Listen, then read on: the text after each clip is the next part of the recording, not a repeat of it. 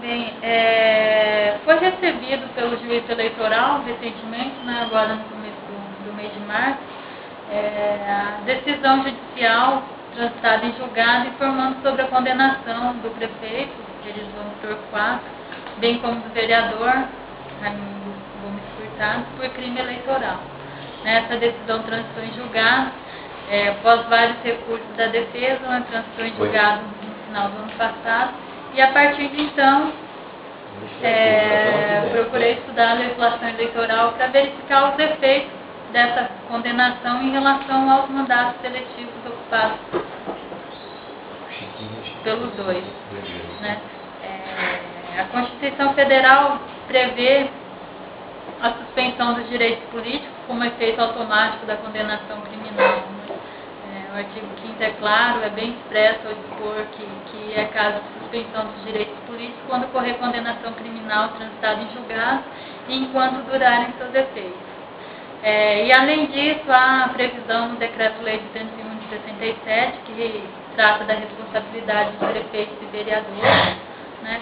A previsão nesse Decreto-Lei também para que a Câmara Municipal decrete a extinção dos mandatos, né, de prefeito e vereador nos casos de condenação criminal.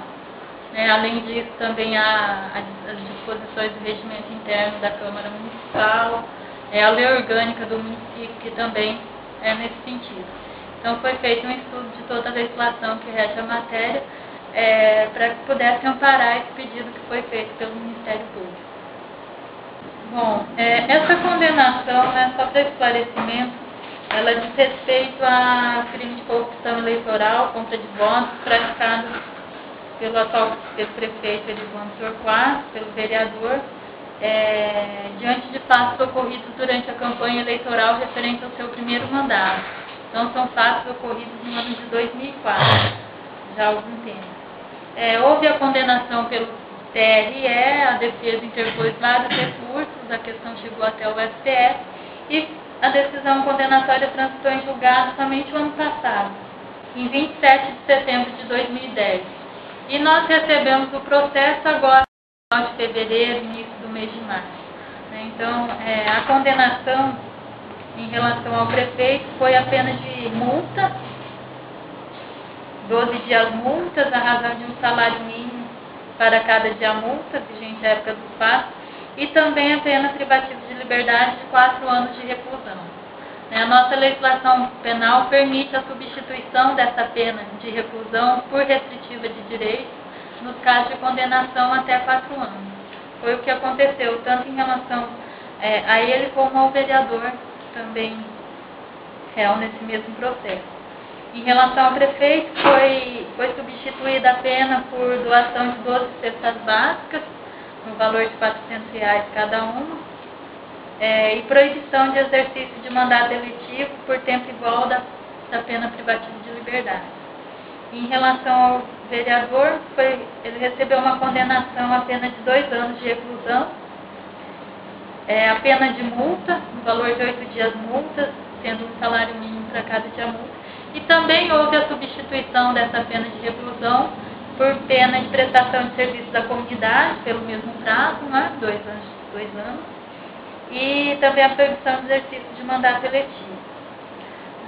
Diante dessa condenação do TRE, eles entraram com recurso especial eleitoral e foi dado parcial provimento para afastar essa proibição do exercício de mandato eletivo nos termos em que definido pelo acordo. Isso é, como substitutivo da pena privativa de liberdade. Mas isso não afastou os outros efeitos que advêm normalmente da condenação. Nenhum desses efeitos previstos constitucionalmente é a suspensão dos direitos políticos. Então, assim, há essa pena que eles vão cumprir, a pena de multa, pagamento de multa, e no caso do prefeito, a doação de 12 cestas básicas, e no caso do vereador, a pena de multa também, e a pena de prestação de serviço da comunidade. Essa questão da perda do mandato eletivo, como eu falei, decorre da suspensão dos direitos políticos, enquanto durarem os efeitos da condenação criminal. E de acordo com a legislação que eu citei, Decreto-Lei de 101 de 67, a Lei Orgânica a lei orgânica do município, o regimento interno da Câmara Municipal.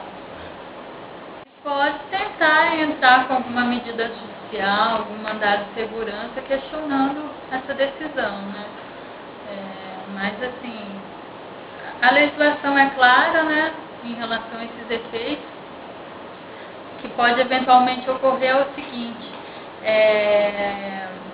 tramita no STF um recurso extraordinário em que é emitida a repercussão geral em relação justamente a essa questão da perda de mandato eletivo nos casos de condenação criminal em que a pena privativa de liberdade é substituída por restritiva de direito.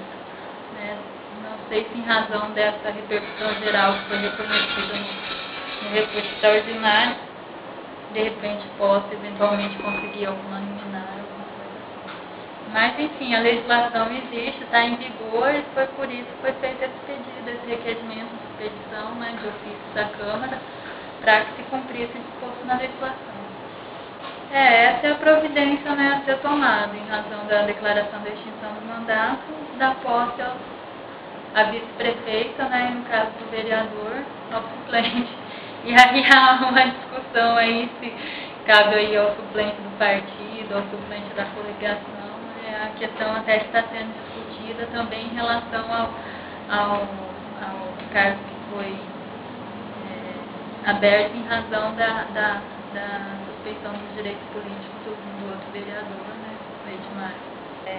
Chegou ao meu conhecimento agora de que a vice-prefeita está viajando, né, não sei se há previsão de retorno ainda para hoje, para algum dia próximo. Mas o que a lei prevê é que no caso de vacância, né, assuma a vice-prefeita, a ordem de sucessão na Câmara é vice-prefeito, presidente da Câmara. Os senhores têm conhecimento da dificuldade que nós enfrentamos no dia a dia, seja por falta de estrutura, de uma equipe técnica que possa analisar melhor os documentos, os dados, né, e prestar um apoio para a gente. A intenção é melhorar cada vez mais esse serviço público que nós prestamos à população, né, melhorar cada vez mais a nossa atividade, o desempenho das nossas atribuições, buscar cada vez mais o aprimoramento para poder dar uma resposta melhor e mais rápida à população. Esse processo mesmo de fez fatos ocorridos em 2004, então é muito tempo para chegar até uma condenação. E aqueles fatos, né, essa condenação com respeito a fatos ocorridos há tempo, só agora está surtindo os efeitos. Né? Então nós temos que procurar uma maior rapidez na tramitação desses processos. Que diz respeito a questões relevantíssimas. Né? Cada processo, seja por crime eleitoral ou uma ação de improbidade, cuida de assuntos muito importantes para a comunidade, às vezes de desvios de verbas assim, quantias muito grandes, que poderiam estar sendo revertidas em benefício da população e não estão. Então, a preocupação nossa é para que se dê um andamento melhor a esse tipo de procedimento. Né? Eu tenho aqui vários procedimentos instaurados, tenho recebido apoio da Procuradoria de Justiça, da Procuradoria Geral. Essa semana mesmo tem uma equipe da Coordenadoria de Defesa do Patrimônio Público me auxiliando na análise de alguns documentos referentes àquele último inquérito civil que foi instaurado no final do ano passado, né, que ficou conhecido como o caso do Homem Gomes. Enfim, nós estamos procurando aí trabalhar da melhor forma possível para dar essa resposta à sociedade. Né? Como eu falei, o trabalho do promotor de justiça ou de qualquer outro servidor público é servir a comunidade, servir a população, prestar um serviço público de qualidade. Agora eu queria chamar a atenção para que a população se conscientize, né? Principalmente em relação à questão que eu venho tratando desde a época das eleições, a importância do voto consciente. Né? Que na hora da pessoa, no ano que vem nós vamos ter eleições, e assim, é muito importante que as pessoas realmente analisem, né, aquele candidato, quais são as propostas, para que a gente não passe mais uma vez por toda essa situação que Tarauacá está vivendo, né, todas essas denúncias de irregularidades, processos que estão em andamento, alguns processos já com decisão judicial. Então, eu gostaria de chamar a atenção da população para esse aspecto, e aqui agradeço.